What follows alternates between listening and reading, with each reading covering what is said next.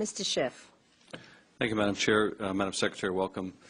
About a week or so ago, Madam Secretary, you and Secretary Gates sent a letter to some of the chairs of committees here on the Hill opposing recognition of the Armenian genocide.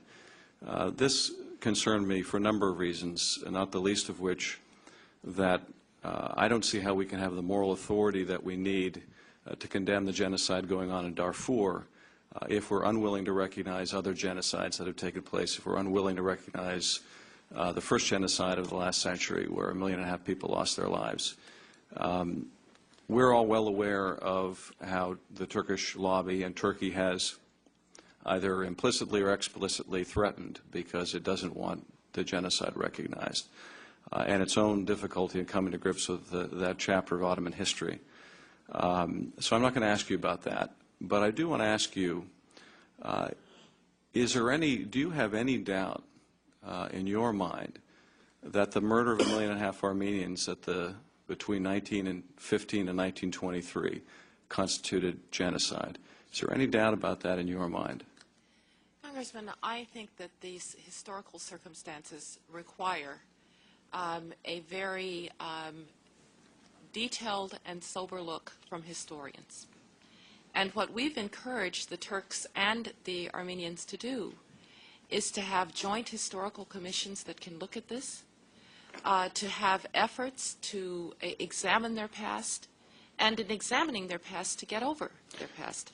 But I will tell you, Congressman, I don't think that it helps that process of reconciliation for the United States to enter this debate at that level. I just don't think. Madam Secretary, your comments that you think that there should be some kind of debate or discussion about the genocide suggests that you have a question about whether genocide occurred.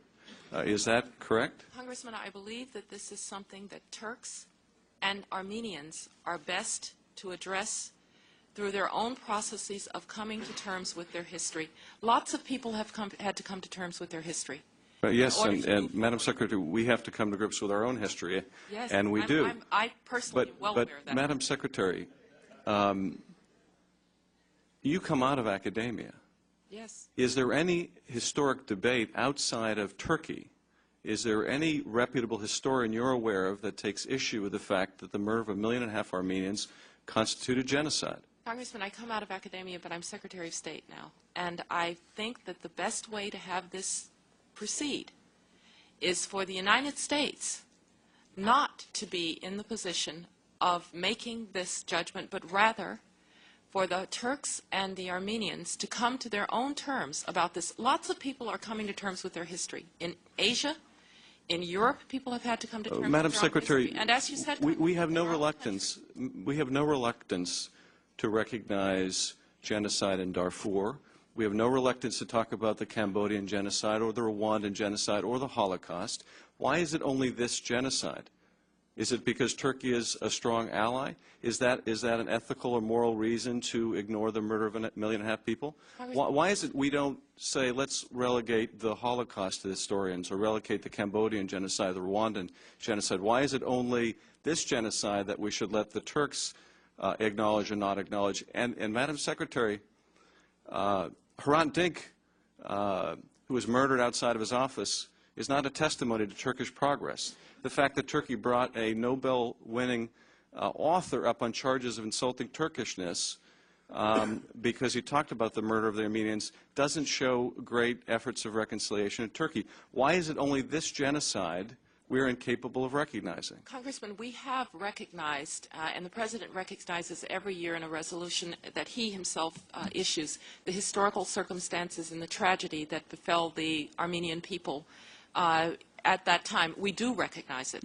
But I don't, if you'll just allow me, I do not see that this situation is going to get better in the sense that it allows Turks and Armenians to move on to deal with their present, unless we are able to let them deal with their past. As to the murder that you... Madam Secretary, because I'm going to run out of time, well, you recognize more than anyone as a diplomat the power of words. Yes. And I'm sure you supported the recognition of genocide in Darfur, not calling it tragedy, not calling it atrocity, not calling it anything else, but the power and significance of calling it genocide. Why is that less important in the case of the Armenian genocide? Congressman, the power here is in helping these people to move forward.